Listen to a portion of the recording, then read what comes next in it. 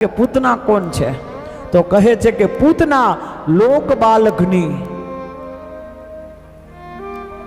પૂતના નામ જ સારું નહીં, નકર નામ સારું હોય તો પણ અજામિલની જેમ દીકરાનું નામ નારાયણ રાખીને તરી જવાય.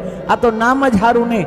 પૂતના જે પવિત્ર નથી એ પૂતના, એટલે તો નામ સારું નહીં. લોક બાલક એ નામ સારું ન હોય તો કામ તો સારું જ હોય.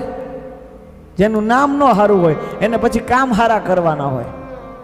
તો બાલકની કામ શું કરે છે? નાના નાના બાળકોને મારે છે. કાંઈ વાંધો નહીં, નામ સારું નહીં, એ કામે સારું નહીં, તો કુળ તો સારું જોઈ ને. ઉચ્ચ કુળમાં જો જન્મ થાય તોય ઉદ્ધાર થાય, કુળ તો સારું જોઈ ને. તો કહે છે કે ના, કુળ પણ સારું નહીં. કેમ? તો કે પૂતના લોક બાલકની રાક્ષસી. પૂતના કેવી છે? રાક્ષસી. રાક્ષસ કુળમાં જન્મ.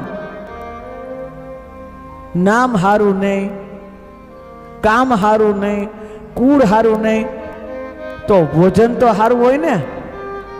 અને એવો ઓટકાર જેવું ખાય એવા વિચાર આવ્યા વગર એ જ નહીં. તો પૂતનાનું ભોજન શું છે? તો પૂતના લોક બાલકની રાક્ષસી રુધિરાસના. લોહી પીવું એનો ખોરાક છે.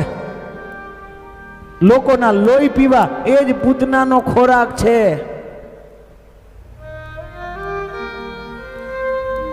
આપણે કોઈ જાતની ચિંતા કરવાની નહીં. આપણા જો કોક લોક લોહી પીવે, આપણા કોઈક લોહી પીવે તો મૂંઝાવાનું નહીં. આપણે કથાની વાત યાદ કરવાની કે આ પૂતના જ આવી છે લોહી પીવા માટે. કારણ કે પૂતનાનું કામ જ લોહી પીવાનું છે. પૂતનાનું ભોજન લોહી પીવું છે. રુધિરાસના. કાંઈ વાંધો નહીં. નામ સારું નથી, કામ સારું નથી, કુળ સારું નથી, ભોજન સારું નથી, તો મનમાં ભાવ તો સારો હશે ને. આટલું સારું ન હોય તો ભાવ સારો હોય તોય પણ ઉદ્ધાર થઈ જાય. અહીંયા તો ભાવ પણ સારો નહીં. મનમાં કોકના બાળકોને મારી નાખવા એવા તો ભાવ રાખીને આવી છે. આટલું સારું નથી તોય એનો ઉદ્ધાર થયો. શું કામ? માત્ર એક જ કારણ છે. એક જ કારણ છે. ભગવાને કીધું કે જેવી છે એવી, પણ એને કામ તો મારે માં જેવું જ કર્યું છે. જેમ મારી માં મને ગોદમાં લે એમ પૂતનાએ ગોદમાં લીધું. માં સ્તનપાન કરાવે એમ આને સ્તનપાન કરાવ્યું. ચાહે ગમે તેવી હોય, એનું કામ તો એક જ છે કે આને માં જેવું કામ કર્યું. તો લેભે ગતિમ, એને મારે ગતિ આપવી જોઈએ. ના જાને કિસ ગુણ પે નારાયણ રીજ જાય. तुलसी जी कहे तुलसी सीता राम को रिज भजो चाहे खीज, उल्टा सुल्टा वाविए जीव खेतर में बीज.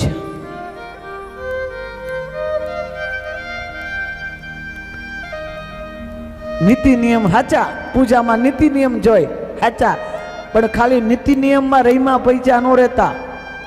चालू करी देजो पूजा नो क्रम. एम नहीं विचारता खोटू बोले जैसे तो. પૂતનાના જીવનમાંથી આ પ્રસંગમાંથી એક વાત એ પણ લેવાની આપણે. આહા, પવિત્ર ન હોવા છતાંય ઠાકોરજીને ગોદમાં બેહાડ્યા છે. મનમાં ભાવ હારો ન હોય, ખોરાક હારો ન હોય, વિચાર હારો ન હોય, કાંઈ હારું ન હોય, કાંઈ કરતા કાંઈ સારું નહીં, પણ ઠાકોરજીને ખોરામાં લીધા ને તોય ભગવાન ઉદ્ધાર કરે. તો વિચાર તો કરો મારા વાલા વૈષ્ણવો, આપણે તો રોજ હારા ભાવથી, સાચા ભાવથી ઠાકોરજીની સેવા કરી આપણી કેટલી સારી ગતિ થશે. વિચાર તો કરો, ઠાકોરજીને આપણે રોજ સ્નાન કરાવીએ, રોજ ને રમાડીએ, રોજ માખણ ધરાવીએ.